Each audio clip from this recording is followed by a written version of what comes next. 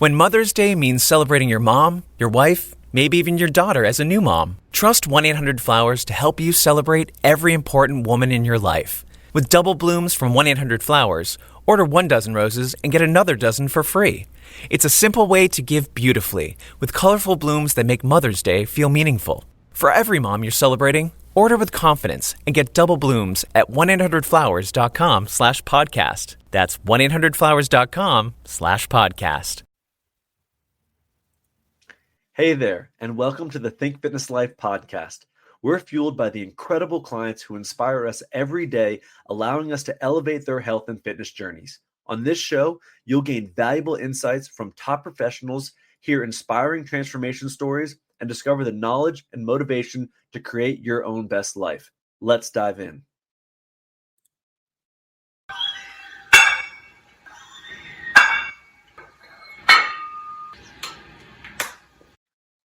As someone who has continuously used therapy as a way to heal and elevate my personal performance, I know wholeheartedly that you cannot always read the label when you're in the jar. And that's why it's so helpful to have a professional in your corner to talk to. This podcast is sponsored by BetterHelp to provide our listeners with the opportunity to work with a licensed therapist from the comfort of your own home. Receive 10% off your first month when you sign up by going to betterhelp.com/TFL. That's betterhelp.com/T as in think, F as in fitness, L as in life. And remember, you're not alone. There are people out there who can help. Welcome back to the Think Fitness Life podcast. On this platform, we dive into many topics of nutrition, health, fitness, but one of the main things that is often missed and most of the time not really taken serious is the world of sleep. Because for important recovery, you have to have sleep. You have to have good quality sleep. And it's not just about sleeping, it's about what we do during sleep. And a lot of people don't realize that the body needs to move during sleep. It needs to pump during sleep. It needs to be active, the brain waves, and then itself needs to be active for not lying there stiff all night and waking up in the same position, because we've all been there and done that. We've all had sleep where it's really good. We sleep comfortable and we don't sleep comfortable. And it really kind of comes down to sometimes we get in this conversation of what are you sleeping on and what kind of surface is it? Some people hard surface, some people soft surface. We can dive into the science of all that stuff. But on today, we have Derek from NapLab. Derek Hales, welcome to the show. Thank you for having me. We appreciate you guys reaching out and coming on. And it was one of the cool things because once I saw, okay, we're talking sleep and mattresses, we got to get this guy on, because most people would be, we're not really interested in talking mattresses. And we're going to get into what you do and what NapLab is. But people, oftentimes when we're talking about sleep and I ask how people sleep, it always comes back to their mattress. Is it too old? Is it too soft? Is it too firm? A lot of times I don't get too firm, but most of the time it's worn out. And people don't realize that they do have a lifespan. And some people, my parents for years, they were, the mattress is 20 years old. And I'm like, damn, that's a long time to have a mattress. I think it often goes out of sight, out of mind, even though it's not out of sight. Really, it's just like people don't think about it. Just shocks on a car, the coils are going to wear out. But let's pull that back. Let's start. What kind of got you interested in mattresses and creating NapLab? Really, it was just a personal problem I was having, or rather my wife and I. My sort of journey in the world of mattresses began in 2014. My wife and I got married in the same year. When we got married, we been on my inner spring mattress, my childhood full-size mattress. Pretty quickly, we were in the market for something a little bit bigger, a little bit nicer, something my parents didn't purchase for me. And we did the whole kind of in-store experience. We went into the mattress store, we tried beds, we lay on them, we found some we liked, but the prices were just killer. $4,000, $5,000, $6,000 for a king-size bed. And we were, newly married couple, didn't have a whole lot of money, pretty frugal people even at that, just couldn't pull the trigger. And we ended up trying kind of these new online mattresses that were just getting started at the time. We ordered one, it was a king size, all foam, $600, great deal. Didn't love it, very firm, not a good fit for us. We returned it, but really easy return process. We ordered another one. It was notably better. It was something we could actually sleep on. And we kept that one for a little while. And then just kind of as a hobby project for fun, I just wanted to build a website. I threw a website up. I had a couple of reviews for those beds, a comparison of the two beds that I had tried. And then I also just some shopping notes about the things that I had experienced in store, just some other general thoughts on what it was to shop and find a bed and go through this process. I just kind of threw it up for fun. I didn't think a whole lot of people would find it interesting or helpful, but I was fortunately very, very wrong. It really struck a chord. Within a few weeks, we had just an insane amount of traffic. Before 2014 was over, we had tested 4 different beds, and it was making a decent amount of money. But before 2014 was even over, I was thinking this could be something. I could maybe push this. And in the beginning of 2015, decided to start my career as a full-time mattress tester. And kind of fast forward 11 years, we've tested over 500 different models and doing our best to just create kind of the most objective and data-driven reviews possible. Wow. For the testing of the mattress, are you getting companies to send them to you? Are you going to stores? What does that process look like? And describe that process, because I remember when I went before COVID for a new mattress, and my background's it's posture restoration. I was at the store for probably 3 hours. They were probably sick of me, but I told the guy, in fairness, I was like, hey, I'm going to lie on these mattresses probably for 10, 20 minutes. I'm going to see how they feel, and I'm going to go through each and every one to kind of see what my body likes the best. And they have a test, but it really is a process. How did you break down, hey, how are you going to review these? Are you sleeping on them? Are you resting on them? Yeah, we do both. Some brands will send us their bed, and if it's a product that we're interested in testing, we'll accept it and do a review. Others we go out and just buy ourselves. We're always just trying to test and review whatever sort of the most popular models are. We want to give our readers, our viewers, things that they're interested in. We don't just review any mattress that's willing to send us, and we try and, again, focus on the things that are the most popular, that are the most interest. Our process has really evolved over time. In the beginning, it was, far more subjective, because that was really where I began. I didn't have any experience. I was just, a consumer that had tried a couple of beds and had my individual experience of sleeping on them. I knew what they felt, what their firmness was, how much the body sank into them. And I just described the subjective experiences of those tests. Over time, as I got more experience, we started bringing in more data-driven, structured, and objective testing to try to really break down the mattress so you just have more consistent discussion points from mattress to mattress. Fast forward to 2021, I decided to rebuild our entire, basically, testing platform. And that's when I sort of reset everything to really, we want the focus of everything we do to be objective and data-driven testing.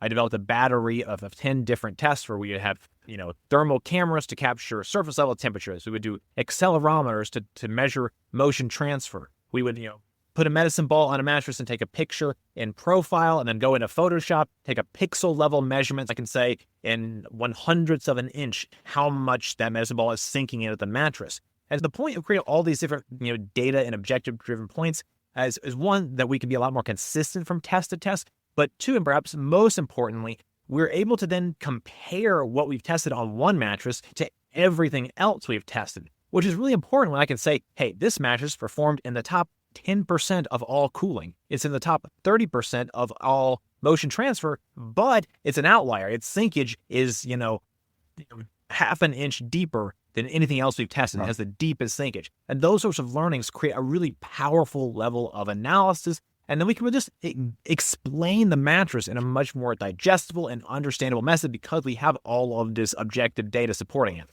Mm. And that's the stuff we search for, because before there's not a lot of research on mattress. You go to a store and they're going to tell you, well, it's a spring, it's a foam, it's a Tempur-Pedic, and I don't even know if water mattresses are a thing anymore. I mean, I don't think, but not as much now. The technology has definitely changed over the years to make the experience of sleeping better for people. But it's very interesting because what is better for someone might not be better for someone else, because we're all individuals and we all have different kind of autonomics that drive how we sleep. For me, a soft mattress will be terrible for me because you said that sinkage. As my body sinks, and sometimes this is true with a lot of people, their muscles start to tense up because gravity is letting them sink. Then their muscles become tighter. But when you were putting the med balls on, were you just saying, hey, this is what we're doing compared to other ones? Or did you have a standard that you wanted to see versus categories? Yeah, I knew a pretty good idea of where the standard was going to fall, and that most beds were going to be within, probably half an inch of each other on our sinkage test. But, it wasn't something I was 100% certain of, which is why we started doing the objective data-driven test.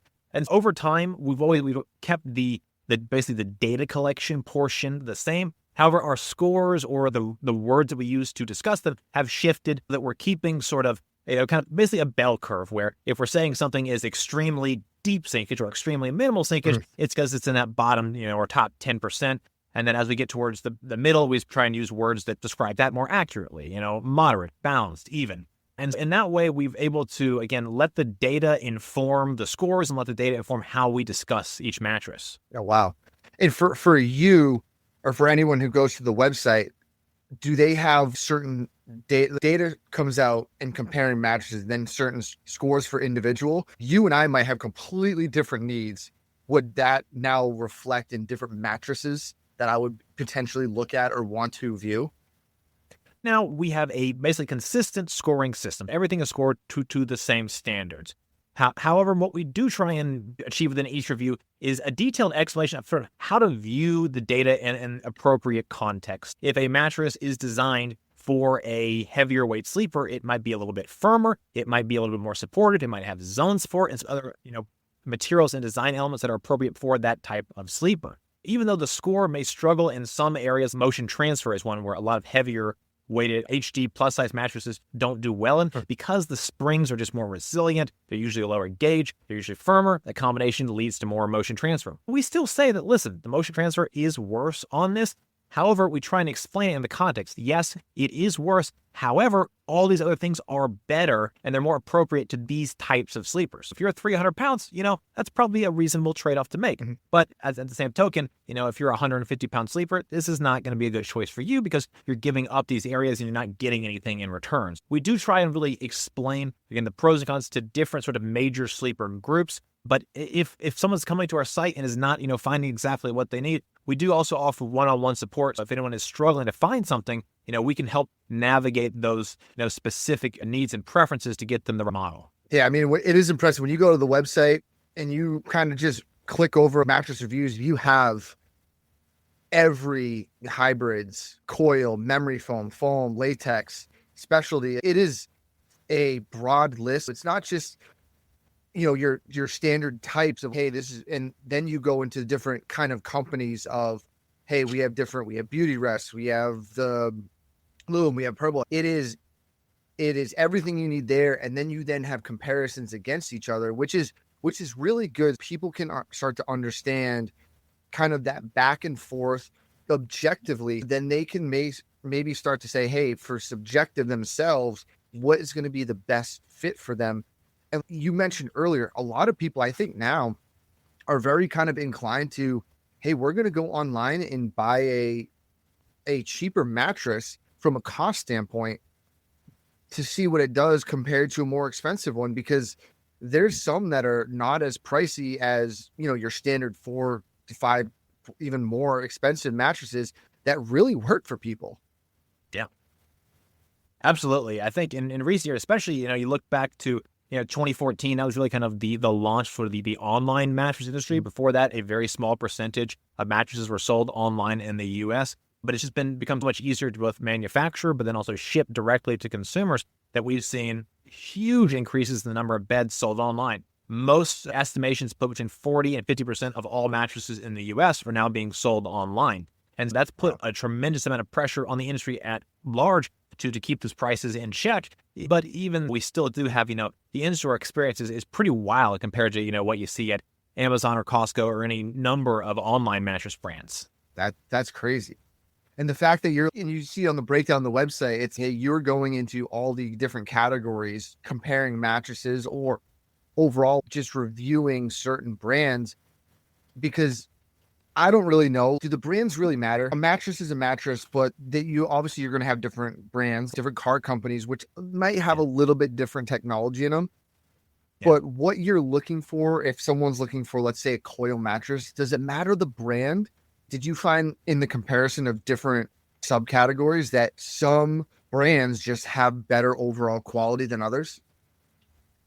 I think that is true. Some brands do have better overall quality. I do think the brand still matters. While there is a good amount that you can save in terms of going with, let's say, less sort of legacy traditional type brands, it's still important to make sure you're getting a reasonable material quality. A $300, Chinese brand on Amazon is not the same as a $3,000 US made memory foam mattress. They're just, while they are both foam beds, the spectrum of quality for foam is tremendous. The same can be said of coils as well. This is what makes it really hard. You can look at two mattresses that both market themselves as 12-inch hybrid mattresses with a 3-inch memory foam layer on top of a 9-inch layer of coils. And those foams and springs can be different, that even though they look very similar on paper, the feel, the support, the performance, the longevity is very different. I do think brand still is an important factor worth considering.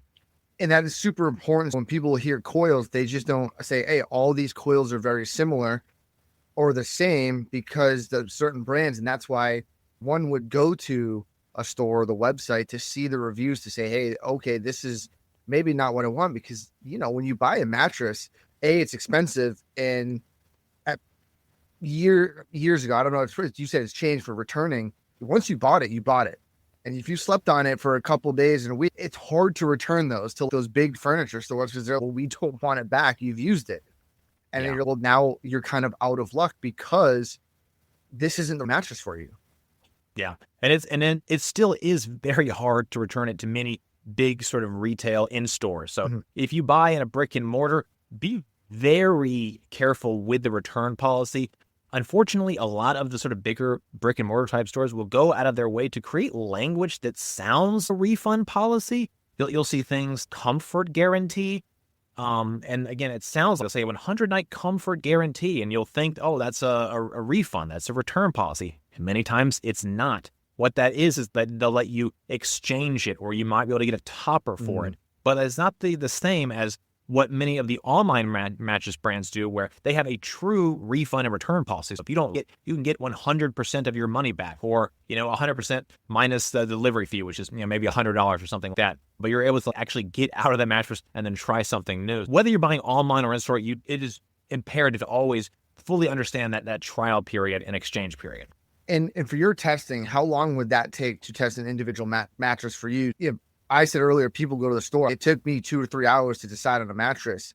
I kind of hold a high standard. Most people, you go to a store, it's not going to be, you're in and out in 45 minutes. This is a due process, because you're going to spend thousands of hours on this mattress and 7 to 8 hours, hopefully 7 to 8 hours a night, sleeping on this surface for years and years and years. What does that process from testing look? The people get an understanding of, it's not just sitting on a mattress. It's not putting a med ball on. For you, when you guys were testing out, or you test out. Yeah, our testing and analysis process takes us about a week to test a single mattress. We have 2 tests going per time. We do 2 tests per week. We've got sort of the analysis and the data collection. And then we have a week where we are going through that data. We are analyzing it, trying to understand what it says. We're calculating the scores for that. And we're starting to actually write the analysis for that. And then we have, again, a sort of a third week where we're actually doing sort of pulling all of the assets together, everything we've written, everything we've scored, everything we've analyzed, all of our pictures, all of our photographs, all of our videos, and bringing that into a single cohesive review that is published out to the website. Our start to finish process for a single mattress is about 3 weeks. And do you have people test them yourself? Will you spend, I don't know, a couple hours on them? Will you sleep on them at night? Or, I mean, that's a lot to ask to do too, for every different mattress, but I do not sleep on them anymore. Our tests today are, again, more sort of process driven, that we are doing the exact same measurements. Well, I think sleeping on the mattress there is some value there. I don't think it is as valuable from a testing perspective, where I am doing, again, thermal photography, accelerometer testing for motion transfer, taking precise measurements using high FPS cameras and photographs. And pressure mapping tests, basically all of the quantifiable data that comes in around the mattress. Now, I still do spend a couple hours with every mattress that we test, where I am lying on it, experiencing, cutting it open, looking at foam layers, all the more subjective criteria.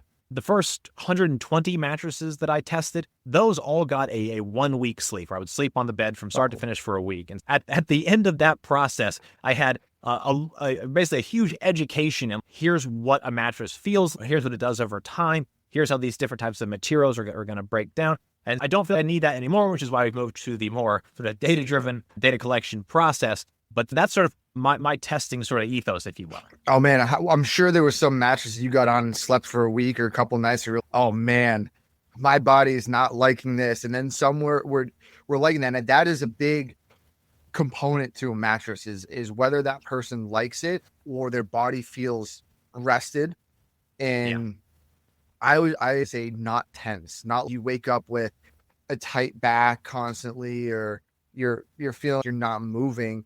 Yeah, that's going to happen with any mattress. And this is where it's hard because that's individual subjective kind of stats that an individual might need to learn. But then going through the reviews and looking at it, then you can start to say, oh, okay, this mattress is firm. This is what it's going to give. This is more of a mattress for me. But it's cool that people don't understand that if you get on a bad mattress, I wouldn't say bad mattress, a different mattress. Yeah. That it's going to change your world. And one interesting fact that is fascinating to me is a lot of hotels will use, I'm pretty sure it's Beauty Rest. They'll use the top of one of the top of the line Beauty Rest. I won't mention any hotel names. I'm not sure, but they're really, really soft. When you go into the hotel, they feel amazing. But after 2 or 3 nights, if you're a person like me, I do not like this. I need more my form fitting, my structure, because after a while I can feel my back or I'm sinking into it and my body's more stiff because I'm trying to create a sense of stability. But hotels will do that because at first your brain's, oh, this is super comfy. I can do this. Yeah.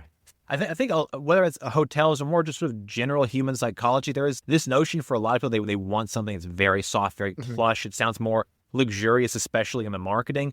And I'll see a lot of people that will go that direction, very soft, and have that exact experience. The first few nights are good, but then they realize it's just not supporting the back. They're more restless. And as a long-term fit, it usually is not perfect.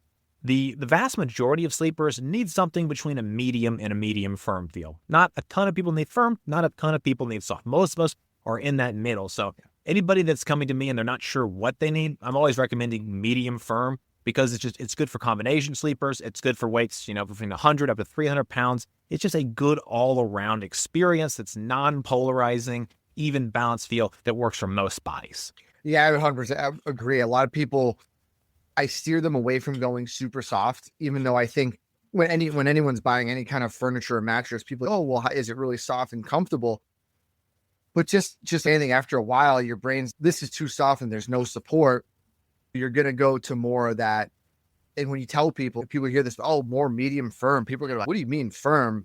And I sleep on it. I don't know what do you sleep on? Are you more of a firm or a medium firm? The mattress I sleep on is a medium to medium firm. It's a memory foam mattress. And my wife and I just really love the feel of memory foam. You've alluded to it in a few different moments here. This mattress isn't perfect for everybody. It's medium to medium firm. It's memory foam, lots of body contouring, lots of hug. However, it's memory foam. It's not the coolest. It's a little bit warmer because memory foam just absorbs more. The edges are not great. It's not great for sex. There are pros and cons to consider. But for my wife and I, it's perfect. For people that love memory foam, it can be perfect. But if you're someone that wants super firm, or you've got to have something that's cooler, probably not a good choice for you. Yeah, that's where I'm very much, I need a firm mattress. When my wife and I first started dating, she came over and she said on my mattress, what is this thing? It's pretty much a brick, but for me, it's comfort. And then after a while, even she was, oh yeah, I can see it feels firm at first, but then it's comfortable as you're able to move on it and rotate. And you're supposed to move when you sleep, and you're supposed to have all that kind of motion and function. It's different for everyone. And then you kind of find but you're more of a memory foam. And I've never slept on a memory foam. I'm very curious because I used to always see the Tempur-Pedic commercials back in the day when they put the wine glass on and they'd be jumping on it and it's not moving. I really want to test that out. Is that something is that kind of holds true that memory foam kind of is really supportive in certain areas and other areas it will have give? Yeah, when it comes to memory foam, especially all foam, memory foam mattresses, not foam plus coils, yes, Correct. generally the motion transfer is going to be among the lowest. If I look at the average motion transfer across all the different mattress types I've tested to date, memory foam is consistently and on average the lowest. Okay. And then you mentioned memory foam versus, is it foam and coils? What is that? Is that technically considered a coil mattress, or is that more of a foam mattress? We have let's call it memory foam mattress. It's going to be layers of comfort memory foam on top of support polyurethane foam. And then we have, let's say, a memory foam hybrid, which is, again, layers of comfort memory foam with pocketed coils, inner spring type unit down below. And then you have the same thing. You have different types of hybrids, like memory foam hybrid or a latex hybrid, which is, one or more layers of latex on top of coils, or just sort of non-specified hybrids, which can be polyurethane foam. It could be a mix of latex plus memory. It could be a mix of memory plus polyurethane foam, but more just, again, general type of hybrids. The last sort of major category is more sort of spring or coil mattresses. Now, these mattresses, contrary to what many people believe, usually still contain polyurethane foam. It's just less dense than we would get with a memory foam, and it's also not as thick. It gives it a more traditional spring type feel. Those are sort of the major types as I see them. It is. It's interesting that over the years they've developed into these more hybrids. When you see the hybrids, you see the mattress, and then you see the pad or the whatever the consistency is on top. And I feel that a lot of people are going more in that route because they're it's kind of best of both worlds. And if that's their choice, that's fine. But I remember back in the day, I'm sure you remember the coil beds and you jump on as a kid, and these things are trampolines. In some, what I find also is when I have some of my clients and athletes, the college kids, some of them say that they have more of the coil type. There's not a lot of comfort in there because they're just trying to have it standard. But they'll come back and my mattress at home is worse than my mattress at college. And then we start to get that conversation. Well, you might need a different kind of firmness or different kind of material to support your lower back and stuff like that. And that's where the human body is just taking in data points as we sleep. And it's fascinating because there's so many different mattresses on the market. And you see it now in commercials that most people, even for me, I don't really know what I'm looking at unless you really cut the thing open and see what's inside. What you're doing is kind of allowing people to have this insider view of, hey, this is what it's going to be good for. But there's always trade-offs. There's here and there. You're not probably going to have a perfect firm mattress that's going to have everything you need for yourself. You're going to give and take. Yeah. And again, depending on sort of how much you're spending and what your needs are versus your partner's needs, if you sleep with somebody, there's definitely a balancing act there to make sure you find something that is going to meet your budgetary needs and your preferences and your comfort and your support and all the things that you want in a mattress. And it's a real struggle. And I think the industry in the last 30 years has really kind of gone out of their way to make it confusing, especially more traditional type legacy brands. You look at sort of the things that they've done with the way that models are named. You'll have, effectively the same mattress with slightly different variations, with slightly different names at, 10 different retailers. And so it's almost impossible to know if this is the same bed, at department store A as it is department store B or compared to what is sold online. It's a real challenge to know, what's what out there. It is kind of cool when I was going through your website.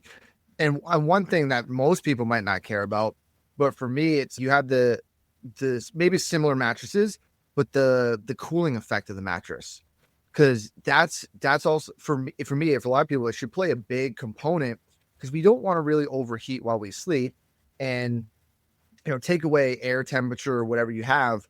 You've been on mattresses that absorb heat and keep heat and doesn't cool. And it kind of disrupts your night of sleep or it makes it uncomfortable because the body should be at a cooler temperature to allow relaxation. And it is really fascinating when you guys dove into those metrics of cooling, and then kind of, I would assume that off gassing is kind of this in the similar realm of cooling. Is that? I wouldn't say it is. Okay. It's important, but if I look at, I've got an ongoing survey basically asking my readers, what's the most important factors for you? Your cooling is the most important. Something like 70% of all sleepers listed as, an important thing that they want in the mattress. Off gassing is, top 5 or 6, but, pretty relatively low. The nice thing about off-gassing is once it's done, it's done. While the mattress may smell for, Okay. 1 or 2 or 3 weeks, it's not going to smell for months or years.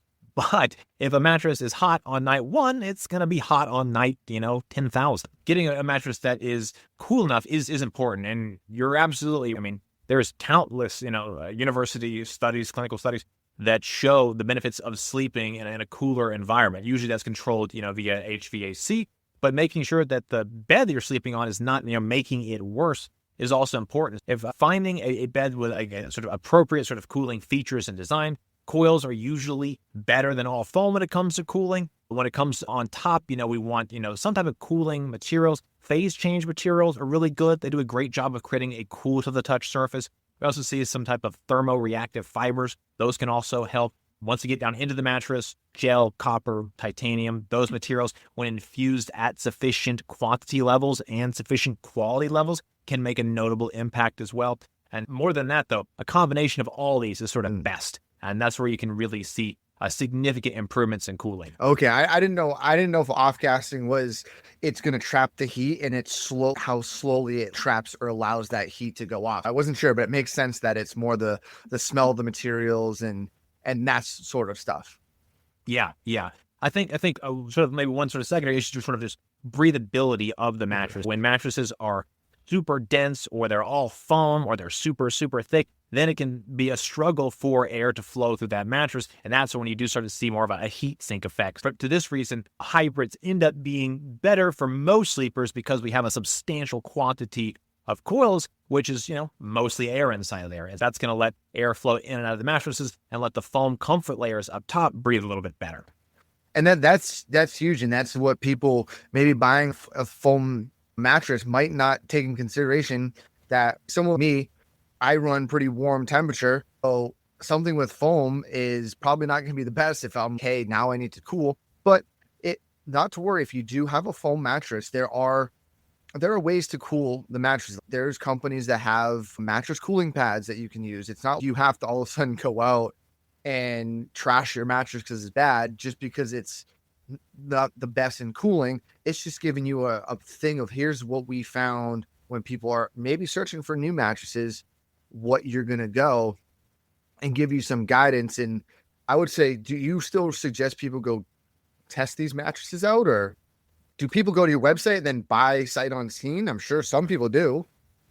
Yeah, a great many people, if not the majority of people that come to my website are buying sight unseen. They're coming in with some models they've heard of, and then they come in and kind of get all the information and then make an informed decision. That said, if you have, stores that are near you that you can try some mattresses, that's great as well. I would just encourage caution when going into a retail store, because the sales experience can be really pushy and really hard to know what is genuine, transparent, helpful information and what is being sort of, spun in a certain way to get you to make that purchase there, even if that's not the best choice for you, or even if it's just going to be something that's more in the interest of the salesman to just get you to buy something straight away. Well, that's kind of the catch-22 is you're hoping that this person is a expert in sleep and mattress technology, but they might just have been hired just to be a salesperson. Now they're gonna go on what training they have and whatever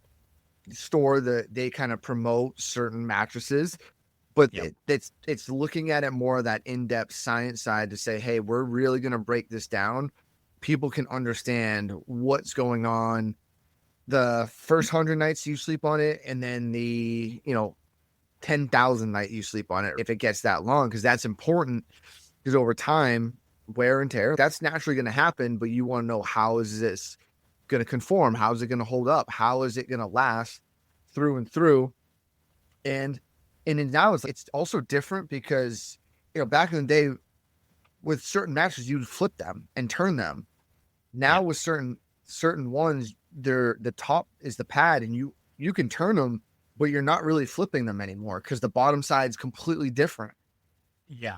Flippable mattresses are basically a thing of the past. There are just a handful of brands that sell them these days. Most mattresses, you do not flip. You'll rotate them, every 6 to 12 months, but you'll never flip them because most mattresses today are designed where we have one or more layers of support materials, usually between 7 and 10 inches thick, and then 1 or more layers of comfort material that sits on top of that support layer, anywhere from 2 to 6 inches thick. And now I want to get into the mattress in a box. I know you mentioned it earlier. And I remember maybe around 10 years ago now, where the craze was, all the commercials, you get this thing in a box and it expands.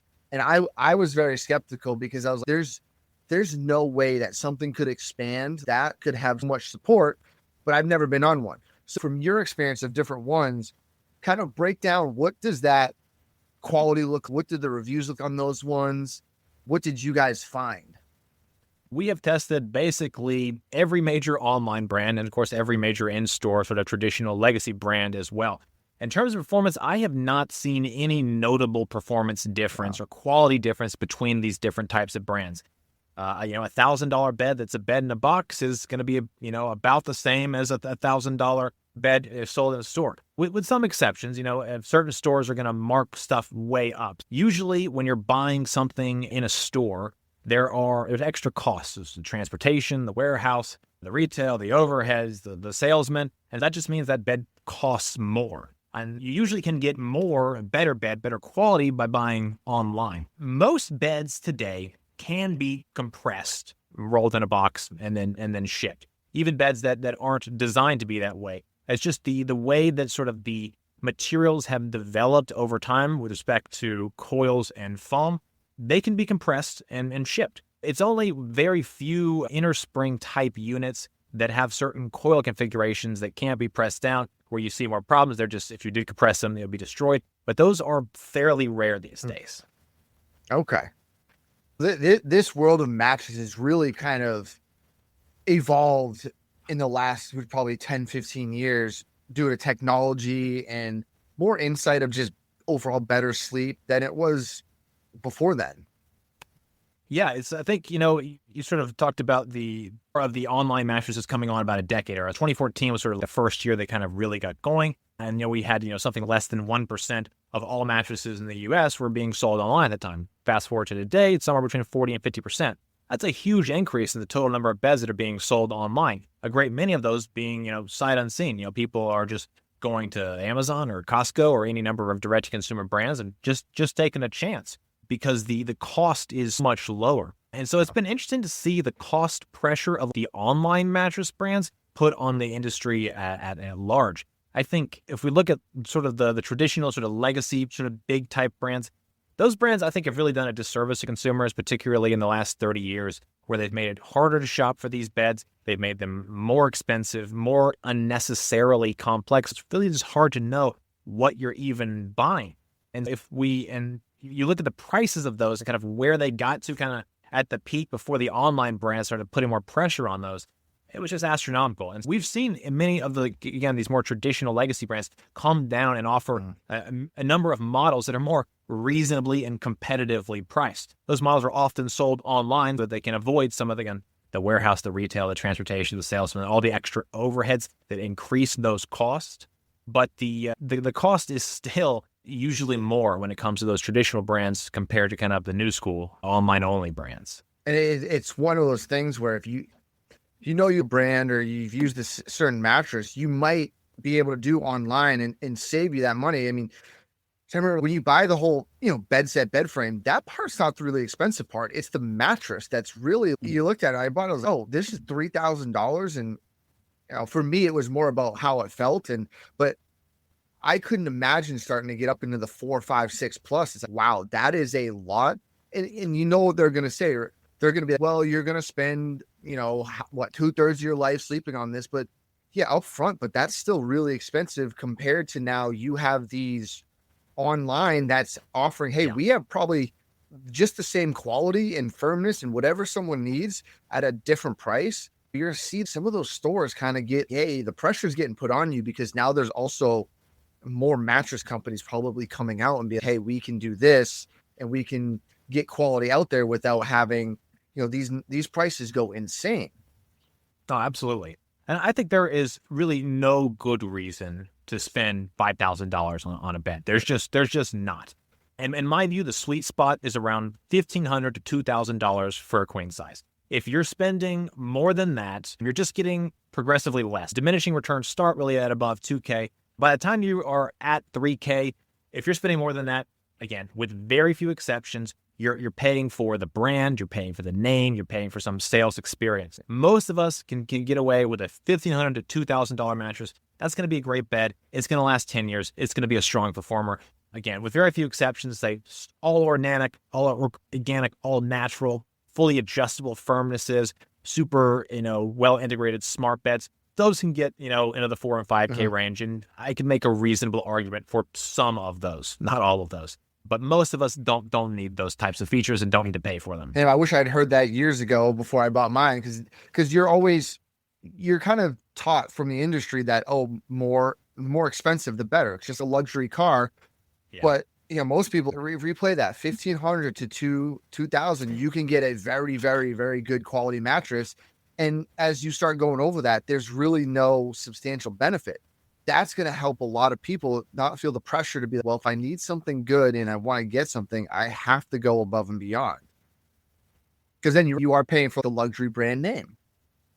Exactly. And unfortunately, this is the pricing is sort of best case pricing when you're buying online, where you've removed a lot of the overhead, so those costs could be lower. If you're buying that same, let's say, $1,500 mattress online, and you're buying that in store, that could be more $3,000. Again, because all the extra overhead. If you're comparing a $3,000, department store bed to a $3,000 online bed, those are going to be massively different. Yeah. And it's just that there's just not a lot of extra overhead on the online side of things, where there is a lot of extra in addition to just some sort of crazy legacy markups. Well, I'm sure that's where people can go do their own homework, so they can, research it and see, and then go to the store. And then let's say they have a $3,000 one, they come back, go to your website or go online and say, well, I found the same one, but I can get it online and I don't have to go to the store. There's the advantage that you're kind of now playing. Yes, you're going to have to kind of get around or through or sit through that sales pitch, but just know that you could probably find it a little bit less expensive online because of the overhead. And another thing we kind of mentioned is the turning the mattress and mattress life. What are your kind of thoughts or recommendations that you guys have found about turning mattresses? And I know that also can be a little bit different when it comes to, partners and spouses, because my side of the bed is going to be different than my wife's, and same for you. That turning might not be the best. What have you guys found? Most mattress brands, and I usually follow this as well, recommend rotating it, on a schedule. What I usually recommend is rotate it at 6 months and then rotate it at 12 months. Once you've got the first two, then it's just every 12 months. That's just going to help it wear evenly and consistently from side to side. Now, if you and your partner have different bodies or different sleeping styles, then the differences can be more notable. I think in a case that rotating it on a faster schedule can help, because then you don't feel you're sinking in your partner's hole if they're much bigger than you, or vice versa, you're floating on top. It would just break in more evenly. But the rotation does help the mattress break down more evenly and generally last longer. It's always a good idea to do that. In terms of longevity, most good quality mattresses should be lasting 10 years. If you're getting something, sub $500 on Amazon, that's probably not going to last as long. But most quality mattresses in the 1,000+ range should last 10 years. Some may go a little bit longer than that. Some, especially latex mattresses, they can go much longer. In all cases, I always recommend just listening to your body. Are you sleeping well? Are you waking up rested? Are you waking up sore? Listen to your body, see what you're feeling, and then use that to determine whether it's time to replace a mattress. And that may be in year 3, it may be in year 10, it may be in year 15. But listen to your body. That's going to be the best indicator when it's time. And that's a big indicator. That is a big time frame to make a good decision on quality of mattress. That shouldn't be rushed just because you need to get one. I understand that sometimes is what it is, but that's where you're going to spend most. And if people are finding that they're, let's say, wearing out a mattress, or they're finding that the mattress after 2 to 5 years is not going well for them, it might be time to do that research to find what might last a little bit longer for them, or what their needs might be. And it's an ongoing conversation with someone that, you know, as you're evaluating sleep and body tension, and if you're having back pain or certain things, is really diving into looking at what kind of mattress you have, how long it's been since you've changed mattresses, and kind of, you know, your mattress might not fit who you are. And a lot of times, as you know, as for young kids, we never cared what mattress we were on. And you get older, you're like, oh, well, this is just the mattress I had when I was little. And then you start to realize, oh, this isn't the best. And then you kind of experience different ones. You go to different hotels, you get firm ones, you get soft ones, you go to Airbnbs. Sometimes, no offense to Airbnbs, you go to they might have buy the lower end mattress. You get on those things, you're, oh my gosh, this thing is a brick. Yeah. But it's just kind of what you get. And that's why having something that you're going to sleep on in your own home is really important to have, and it's going to last. Absolutely. I think so much what makes the mattress shopping experience hard is you have to really carefully consider yourself and understand what your body needs and understand what mattresses you've been sleeping on are doing to your body. Is it creating enough support? Is it creating enough pressure relief? Is it comfortable? Is it cool? Is it too much motion transfer? Do you sleep near the edge and the edge support is really weak? All of these things factor in. You really have to think about what's been going on within the last few months, few nights, few years, and how are you currently sleeping, and how's that impacting how rested you feel or not? And then use all of that to then try to match up to, you know, the myriad of options that are currently on the market. It's tough. It's tough for anybody, I think. And it's crazy because you took something that's subjective. Probably one of the most subjective things.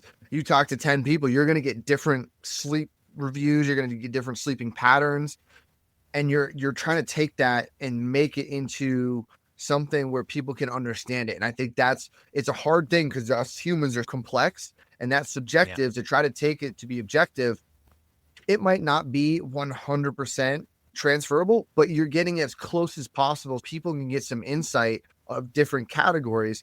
And like you mentioned, everyone's different. You might be a side sleeper versus a back sleeper.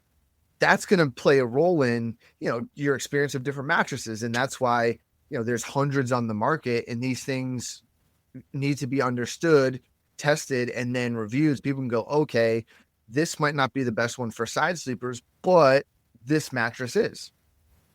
Absolutely, exactly. And that's sort of when we made the shift from me just sleeping on a mattress and providing a subjective assessment to my team and I really testing the mattresses to gather objective data, quantifiable information that we can then compare against everything we've tested, put it on a bell curve, put it on a scoring curve.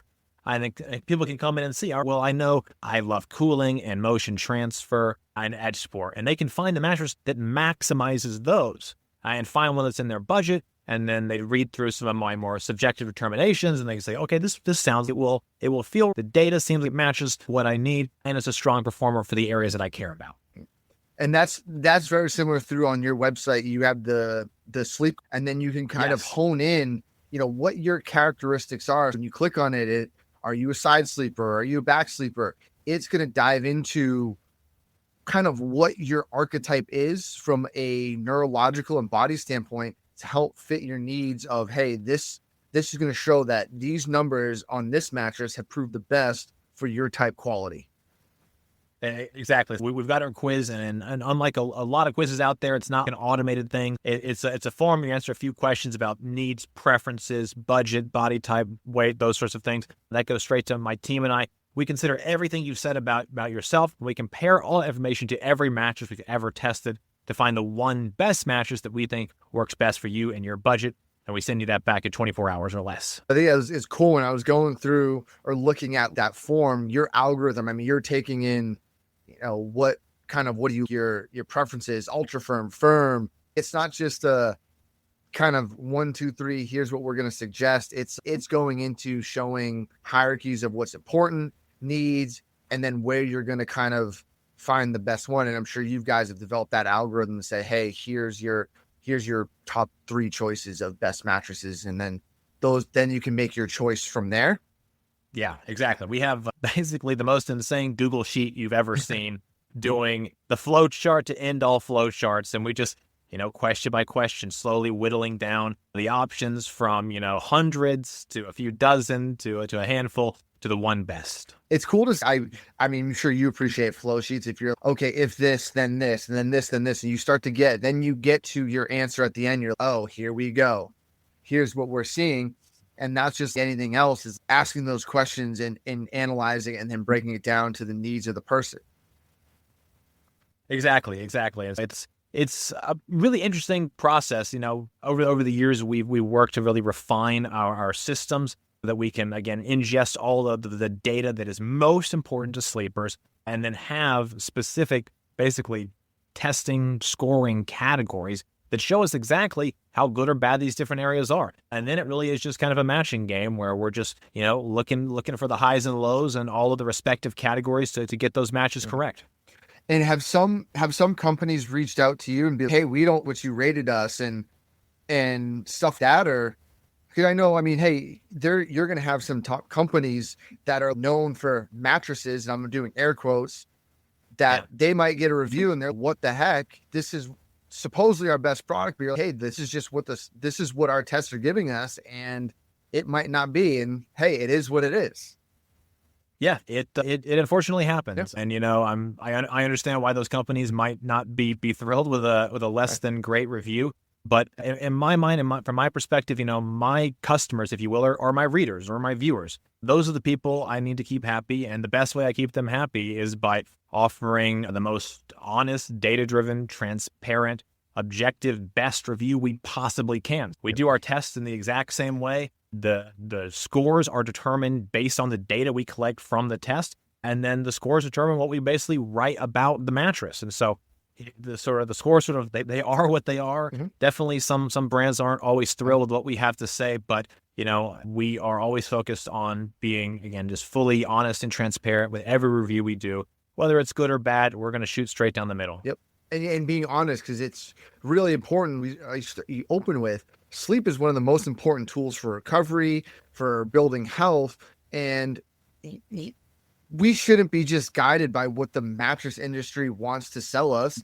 And we should have those objective data and data driven to say, hey, here's what we're getting, and this is how it's going to change the field. Because I guarantee that some of these companies will look at it and go, okay, now we need to go back to the drawing table and actually make our mattress have better performance, rather than saying it does, but maybe not having as many tests to back that up and saying, hey, well, now these are starting to be exposed. Okay, other mattresses are coming on, kind of overtaking some performance. And then that's what drives the industry to be better. They're either going to adapt, or you're going to see mattress brands just kind of fizzle out and not be able to compete anymore, which that's going to happen too.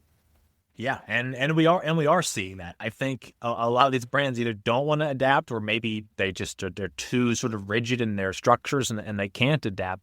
Yeah, we've seen a number of brands just sort of die, and I think that's probably in the best interest of some consumers, where some of these brands should just go away because they're not always doing what's in the best interest of their customers. I'm always interested to see what a brand has to say about themselves. And a lot of times within our reviews, we'll just sort of look at their claims and say, well, according to the product page, this thing is supposed to be 15 inches tall, but our measurements show it's 14 inches tall. Is that a quality control issue? Did we just happen to get the one 14-inch version of this mattress that came out, or is there something else going on there? Or, the brand says that this thing has a cooling cover and a cool to the touch feel. Well, I touched it and it doesn't feel cool. And then we ran a thermal camera photograph after our heat test, and it is warmer than average. Here's the data. Here's my subjective experience. Here's what the brand says about themselves. You can decide what to do with all that information. But, for my money, I think there is, unfortunately, a lot of just sort of, marketing speak, branding speak, stuff that's just not fully true. Mm-hmm. And I think I have a healthy level of skepticism for the things that mattress companies say about their products. And that's why you're doing what you're doing and putting them to the test with thermal cameras and all this stuff. You're saying, hey, I want to check you. I want to make sure you guys are doing what you're actually saying, and better helping people's overall health. And that's it. Absolutely. And I know we're coming up on the hour. Anything that you guys have coming up at NapLab, or just continue to to kind of dissect, review, and break down all mattresses on the market. I mean, it is impressive. You guys compare mattresses versus each other. It's you can spend a good amount of time looking at every single different matchups, let's call them, or just kind of reviews of what's going, and similar to probably you to nerd out on the science. Oh, here's what this one did for heating. Here's what this one did. Oh, okay. That's a big difference. Yeah, one of the things I'm most excited about is durability testing. And durability testing for mattresses is hard because, mattresses break down over, 8 to 10 years usually. And major mattress manufacturers have basically giant sort of industrial machines that do this testing. One's called a rollator, one's called a Cornell machine, Cornell testing. We have recently gotten this machine here at our studio. I have stuck it back in my garage. We just barely got it in there. We're in the final stages of setup now, basically getting sure that we sort of tinker with all the settings, get those exactly where they're supposed to be, get our processes and data collection in. But within the next couple of weeks here, we're going to start durability testing every mattress that comes through here. So Nice. We're going to be able to look at that mattress over an accelerated 10-year period and say, hey, did this thing get softer over time, and by how much? And then did this thing lose any of its height over time, i.e. is it sagging? If by how much? What's sort of the general condition of the materials, the fabrics, what do those look after 10 years? And then be able to publish all this information straight to the website in a really easy to understand and accessible comparative format. Really, really excited to be publishing that very soon. That's awesome. That's just more data to come out saying, hey, here's what you're going to get when you buy something. Here's what to expect. And that's kind of what people want. People want, is it going to help me be better sleep, healthier performance, and it's going to last for what I'm paying for. Keep doing what you guys are doing. Yeah. Well, thank you. We'll keep on keeping on. And thank you so much for having me on the podcast today. And where can people find you on social medias? They can go to your website. It is naplab.com. Yep, that's naplab.com, naplab.com. There we have our reviews, comparisons, best of guides, educational materials, and a whole lot more. We also have the quiz that we talked about earlier. Answer a few questions about your needs and preferences. That goes straight to me or a member of my team. We send you back a personalized response within 24 hours. And if you want to hit us up on social media, we're on every platform. Wherever you are, we're there. Search for NapLab or NapLab Reviews, and you'll find us. And it's one thing as you're listening to this and then going to, if you have to make a decision on mattress, go check that out first and use the resources that are going to allow you to make the best decisions when, making a purchase that's going to be with you for a good part of your life. And it's going to be substantially important for overall health, neurology, your well-being, your sleep. That's the biggest thing. Even though you just review mattresses, but you could be impacting people's overall health for years and years as we go. We thank you for that. Matt Gluckman and Eric Menchie here from Think Fitness Life. Our entire careers have been dedicated to fitness, particularly how the mind helps the body. We've been around gyms and nutrition strategies for 25 plus years collectively, and nothing harms or helps better than your own mind, untrained or trained. Pushing beyond your limits, overcoming whatever's thrown your way, and making the decision to show up day in and day out as a lifestyle takes more soul than sand. And what I mean by that is when you can get your mindset and heart leading you consistently in the direction of your goals and dreams, well, it's just a matter of time before you have the performance, physique, or quality of life you're yearning for. See, your thoughts will stem from your beliefs, which will then lead you to action, which develop into your behavior and ultimately lead you to results. It's really that simple. Our process takes time and it takes open communication. It's amazing what pops up along the fitness journey to betterment, and we can be there every step of the way. To learn more or apply for coaching, visit www.thinkfitnesslife.com. Start recreating your life today.